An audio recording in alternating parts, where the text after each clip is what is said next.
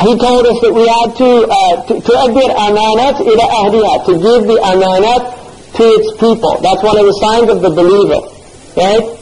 The believer gives trust that have been entrusted with him to those who own the trust. So if you're given a trust and somebody tells you, I'm leaving this, I'm entrusting you with this, but this is mine. I'm entrusting it with you, but this is mine. The mu'min is the one, yu'min comes from the same root of amana. La imana, meaning la amanata lahu. He has no iman, the one who has no amana. Allah has given us a trust. Inna sam'a wal basar wal fu'ada kullu ulaika kana anhu mas'ula. Those things, the sight, the sound, the hearing, and the heart itself, which generates all of the actions of the other limbs, you are mas'ul. In other words, the amanat that Allah has put you in responsibility for. And you have to bring back the amana on Yawm al-Qiyamah. يَوْمَ لَا يَنْفَعُ مَالٌ وَلَا بَنُونَ إِلَّا مَنْ أَتَى اللَّهَ بِقَلْبٍ سَلِيمٍ. He brings back the amana sound. He hasn't destroyed it. قَدْ خَابَ مَنْ دَسَّاهَا. Right? He's been destroyed, the one who pollutes this trust that Allah has given you, because the nafs is a trust. And like that, children are a trust. Your children are amana. Right? So these are all trust Allah has given you. And fasting, Allah is teaching us how to honor the trust and give it back to Allah subhanahu wa ta'ala the way Allah wants it, which is, He wants your tongue to be free of slander. Kibit, namima, ghiba, zur, all these things. He wants it to be free of that. He wants your ears to be free of hearing the haram. He wants your eyes to be free of seeing the haram. He wants your hands to be free of doing anything haram, your feet to be free of going anywhere haram, and your genitals free of going to a place that's haram, and your stomach free of taking in, imbibing anything or eating anything that's haram. That's what Allah wants. He wants us to protect these trusts that He's given us, and the way He's teaching us to do that is fasting. This is the madrasa to learn these things.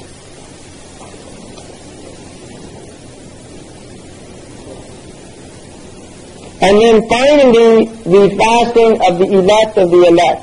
And he says, it is the صوم القلب عن همم الدنية والأفكار الدنيوية. It is the fasting of the heart on low aspirations, from low aspirations, or from worldly thoughts. So in other words, the fasting of the elect is that your aspiration is not for dunya. And that's why in Ramadan, infaq, because giving out is for akhirah. Whereas in the other months you're busy trying to acquire wealth, in Ramadan you should be busy trying to get rid of wealth for the sake of Allah. You're not in a dunya mode, you're in an akhirah mode, right? You're in an akhirah mode. You have to change. In this month you have to change the way you're thinking. And then, afkar ad-dunyawiyya. One of the things about the people, one of the scholars of Andalusia said that the first degree of wilayah with Allah is muhasabat al-khawatir, is to begin to take thoughts to account, right? That's the beginning of it. Yazin al-khatira bil-qistasi, that he begins to measure the thought based on the mizan of the sharia. That's what the wali does, and that's why he's a wali. Ramadan is a time to do muhasabah of your heart. In other words, if you begin to think about things that are dunyawī things, because you don't want to be, none of us want to be with Allah an ammi. In Arabic, ammi means suqi, right? Do you say that in Iraq? Suqi? Suqi? They say that in Sham? Suqi. Somebody who's like, their himma is in the marketplace. You have to rise above that. And the thing about Islam, an ammi does not mean that, there's a lot of scholars that think because they're learned, they're not awam. But they're awam, because the ammi can be the street sweeper who only knows fard ayn and knows a few surahs from the Quran, but his heart is with Allah. You see, and that's why he asked, how many people are not fasting, but with Allah they're fasting? And how many people who are fasting, but with Allah they're not fasting? Because those people during the year who aren't, they're guarding their eyes, their ears, their tongue, their feet, their genitals, their stomach. So in reality, they're doing the purpose of fasting, because fasting is just an exercise to learn how to do it properly. Whereas other people, they're fasting physically, but with Allah they're not fasting. So that's the point. So when he's talking about the khususi, don't think that's somebody who knows Imam Sibawi's al-Kitab and he's a great grammarian, or he knows all the tafasir, or he knows... That's not what he's talking about. These people can be almost illiterate if the heart is with Allah subhanahu wa ta'ala. I mean, look at Imam Sahnun. Muhammad bin Sahnun, who's the son of Sahnun who wrote the Mudawwana, he had a majlis in Al-Qayrawan. And in this majlis, every day, he said a man would come into the majlis and walk over people's shoulders and go up to the Shaykh. He was teaching in the chair, and he'd start whispering into his ear for a while, and then he would leave. And he was doing this every time the Shaykh would teach. The Shaykh actually told people to move away so that he wouldn't have to go over there helping out. One day the man stopped coming. And Imam Sahnun, Muhammad bin Sahnun, asked some of the people, where's that man who used to come here every day? And they said, we don't know. And he asked somebody to go find him. He found him, and he came, and he said, what happened? You stopped visiting me. And the man said, subhanallah, you know, I have to explain myself. Some people who envy you, I'm a very poor man, and I have a lot of daughters that I need to get married. Some people who envy you, because he was a qadi, and they came to me and said, go and bother him every day in his majlis, and if you can make him angry and humiliate him in front of all his students, we'll give you money so you can marry your daughters. So I used to come every day, and I would curse you in your ear, and I would say all those horrible things, and I realized it wasn't having an effect on you, and so I just gave up. And Muhammad bin Sahnun said, why didn't you just come and ask me for some money? Yeah, I would have given you. But I mean, that's where you want, that's the thing that you want to learn from fasting, is that is the sabr of the people of the Messenger of Allah. That's the sabr of the family, that's the sabr of Salman minna al-Bayt. You know, Salman's from our family. Salman lived, he was patient. He was a Zoroastrian. He used to see them blowing out, the fire would get blown out, and they'd light it, and then they'd tell the worshippers it never goes out. And his father was in charge of it, so he knew it was a lie. So he wanted to find where it was. He went to the Christians. He was with a monk serving him for years, and he saw the monk stealing all the people's money and burying it in his backyard. And then he went to another monk, and he saw, and he was actually a good monk. He told them that there's a prophet in the end of time coming to Yathrib, and that's where he went, and he had the signs. But the thing is, he was patient through this entire journey. He was just seeking the truth. Yeah? And if you look at the patience of the Prophet ﷺ all through that tribulation that we saw, that is what fasting really is about. It's about learning how to control the heart and gaining this ability.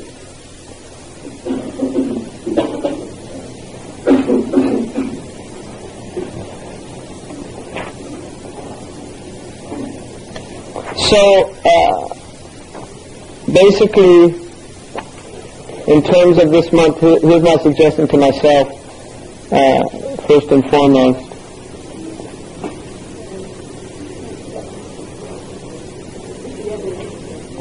You said that you should refrain from masturbation. I thought masturbation was completely wrong. Yeah, you should. I mean, I'm saying in Ramadan that would break the fast. That's all I was saying. I thought it was haram. I know, but so is lying, and people lie, and so is, people do things that are haram. There's a khilaf about it anyway. According to the Malikis, the dominant opinion is that it's prohibited. According to Ahmad ibn Hanbal, it's considered mubah without any fantasizing. He considered it like hijama or something like that. So it's a khilafi issue, but I was just using that because some people might think that fasting is just from sexual relations with somebody else, but it includes that. So any type even tafakkur, right, fantasizing, that would lead to that. All of that's haram. So anyway, during this month, and then inshallah I'm going to close this on, there's a group of people that's leaving at 2:30, but during this month, my recommendation to myself and all of you is don't do a lot of talking. Utilize the time. Everybody should be appreciating that, all the other Muslims. Don't waste your time. This is a month that the Salaf used to, for 6 months before Ramadan, they would beg Allah to let them see the next Ramadan, and then 6 months after Ramadan, they would beg Allah to accept the previous Ramadan. So this is not a time like other times. We all have to understand that. And the other thing is, none of us knows if this is our last Ramadan. And none of us even knows will we make it to the end of this Ramadan. So this is seize the moment. You need to utilize this time, all of us. Don't let the month pass and then the last few days and you're regretting, I should have done more. We'll do that anyway, but hopefully it won't be as bad as some people who will have done very little. Hopefully we'll do a lot, and still there's going to be a sense that we didn't do enough, because human beings, Imam al-Ghazali said, the greatest proof of the deficiency of man is that he never does anything except that he realizes afterwards he could have done it better. Anything. So, there's always improvement. But the point is, utilize the time, utilize the night, right? Take some portion of the night. It's mandib to do khatam of the Quran in the Taraweeh, but even one surah is effectual. So even if you did your Taraweeh with Qul Huwallahu Ahad, if that's all you know, and you did your rakats, that counts as Qiyam al-Layl. So you want to do the Qiyam every night. Even if you're going to just do 20 rakats with Qul Huwallahu Ahad, do Qiyam al-Layl. In fact, the Al-Khadim says, towards the end of time, it's good to do night prayers with like Qul Huwallahu Ahad, إِذَا زُلْزِلَتِ الْأَرْضُ زِلْزَالَهَا, the surahs that have a lot of reward mentioned in them, just because there's so little time, and most people don't have the himmah to do a lot anymore. So utilize the time. Try to do the duha prayer, right? So basically try to get up before the Fajr, do some qiyam before Fajr, and then utilize the time after Fajr. Try not to sleep after that time. It's makruh in any case, but in Ramadan we should be gaining that time even more so than other times. And then try to do the duha. The Prophet ﷺ told Abu Hurairah to do the duha, not to leave it ever. And so you should try to do it. It's a mandub, and it's a very strong, it has strong madad, because the Prophet did do it continuously, 2, 4, 6, or 8 rakat before the zawal, all the way up to the zawal for the Malikis and the Hanafis. They have during the time of the Hajjara that they can't pray the Nafilah. And then prayer on time. Prayer on time should be any time. Imam Malik radiyallahu anhu relates in the Muwatta, إِنِّي لَأَرَى مِنْ أَهَمِّ أُمُورِكُمُ الصَّلَاةِ. The most important of all your affairs is your prayer. فَمَنْ حَافِظَهَا وَحَافِظَ عَلَيْهَا فَقَدْ حَفِظَ دِينَهُ. Whoever guards it and is vigilant about its times has guarded his deen. وَمَنْ ضَيَعَهَا فَهُوَ لِمَا سِوَاهَا أَضِيعَ. Whoever is negligent of it, then he's negligent more so about other affairs in his life. So prayer, and then we heard earlier that the Messenger of Allah on his deathbed, sallallahu alaihi wasallam, his wasiyah to his ummah, as the last words were as-salah, as-salah. Prayer is over everything. Guard your prayer, and use this time to discipline yourself to be praying on time.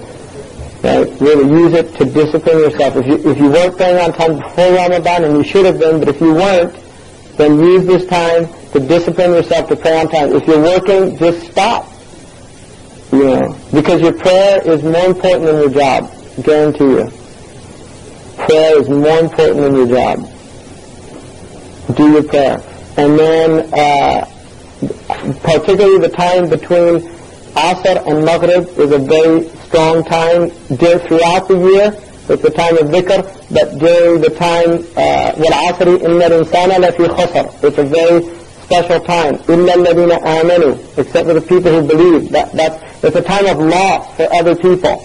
And that's why in this culture you see people at the end of the day, they're worn out. They have to go drink, and they call it happy hour in this culture. Right? No, it's easy. They call it happy hour. They go and have to have oblivion so that they don't have to think about how meaningless their lives are. That's a time when we're preparing for sunset, which means death for us. Sunset is a metaphor for death. And Asr, from Asr to Maghrib, that's your later years in the lives of man. That period is representative of, and the fasting, breaking the fast, is like the messenger, لِلصَّائِمِ فَرْحَتَانِ. There's two joys. فَرْحَةٌ عند إفطاره, a farha when he breaks his fast, وَفَرْحَةٌ عند لقاء ربه, وحين يلقى ربه. So there's an analogy being made there that the breaking of the fast is similar to meeting your Lord. In other words, when the day is over and death is over, you go back to Allah subhanahu wa ta'ala. And then after you break your fast, the best thing, break it on rotab or tamar or hasayat min al-ma. If you don't have any of that on anything, you can just break the fast. If there's no food around, then you pray anyway. And the delaying of it is only makruh if it's delayed out of thinking that it's better, right? Then it becomes a bid'ah. But if you had a valid reason to delay breaking the fast, then it's perfectly fine.